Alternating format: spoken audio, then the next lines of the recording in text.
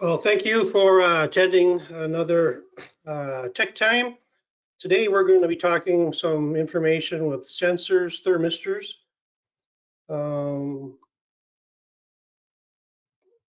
Okay, you can take some notes if you like to. Sign up for future webinar reminders or Tech Times.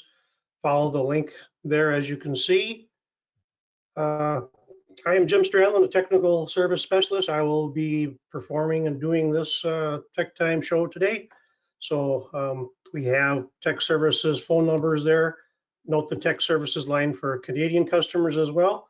You're welcome to call us and email us, whatever you like, if you have any more future questions. We're hosted by Intertech University and Intertech Energy and Technology. Our websites are there where you can actually have links to go to our YouTube at Intertech University to re-watch this if you like, or any of the other Tech Times or training sessions that we have posted are available for you guys at any time. Here's our technical services crew. So you can put a name with the face, and we're always welcome to help you out with your technical problems or questions. Don't hesitate to give us a call. This is a typical circuit board that we use today. As you notice, there are 4 thermistor sensor connection points at the bottom of the board.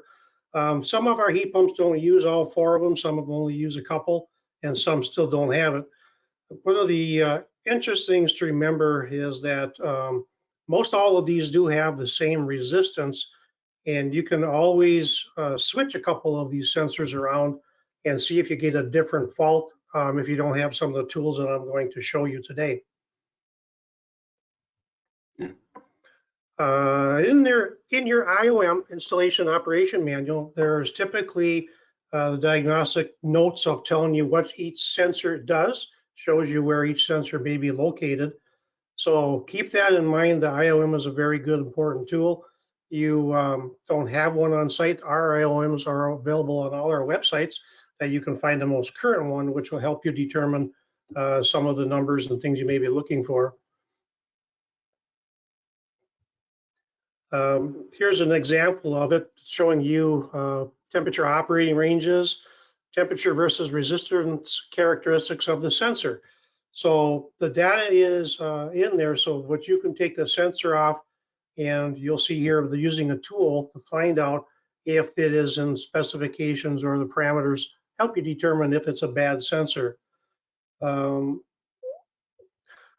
is interesting is all the sensors are made with a huge curve, and many different temperature readings are taken and resistance readings are taken at different times in the period, but most all of our sensors are rated what you'll see at a 77-degree temperature is where the kind of a base is, and you can see the resistance. This chart is available if you need the more details, but the accurate ones are also in your IOM. Something interesting, which people always are having a hard time getting ohmmeter probes and stuff into to check a sensor. Well, I found these things on eBay, and they're very simple, very easy, very economical. And again, I also got them on Amazon. You can find these. The most important thing to look at is this number here, JST-PH 2.0, male and female connectors. Obviously, we want the female connector, and that'll plug in right to the end of any of our sensors that we have. As you can see, it'll work out really good. They connect in through here.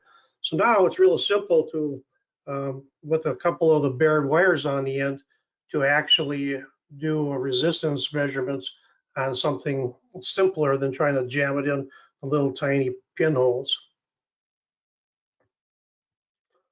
So there's a close-up of the female connector.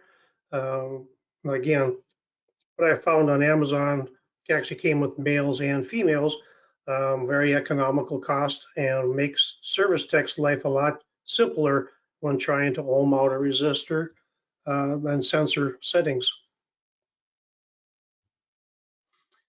You can see how easy it is to take one of the sensors and connect it in, and then it just works out wonderful. So now you can check and make sure that that is in normal resistance numbers according to our IOM.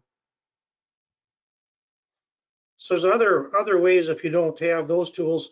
A lot of people will use some pins, and these pins here that I have are with some big balls on the end and very small diameter, and can also fit into the sensor's male connection ports. So it gives you some more access area to measure the resistance. A lot of people don't carry these stick pins, but it is something you can find in a lot of hardware stores, sewing stores, things like that, or check out your significant other's sewing cabinet. That's where I found mine. So here you can see using a typical ohm meter with the setting of matching it up to the IOM and making sure that it's within the parameters.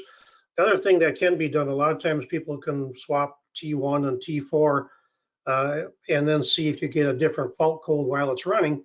And that's another optional way to determine if you do have a bad sensor. Now, the other worst case scenario, you can always take and cut the wires off of the sensor to the plug and ohm it out that way. Again, but make sure that you have good wire nuts and seal it all up and wire it back together after you have tested.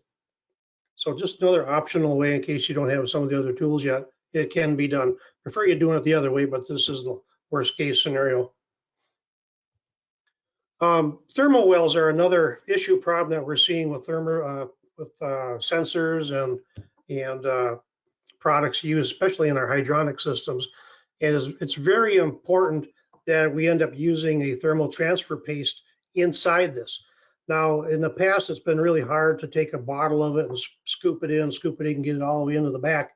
But we're finding that a lot of people with using these sensors are inaccurately reading the temperature because there's such a delay from the outside to the inside, and they haven't used thermal mastic or some thermal transfer paste. So it's important to make sure that you have this in there also before you may condemn a sensor or a thermistor being used for monitoring or for set point temperatures for hydronic systems. Now, I have found recently that you can buy this thermal transfer paste in a syringe type. So that makes it real easy and less messy to actually inject that into the thermal well. So there's one example of the type of a syringe that we have found. And here's another example.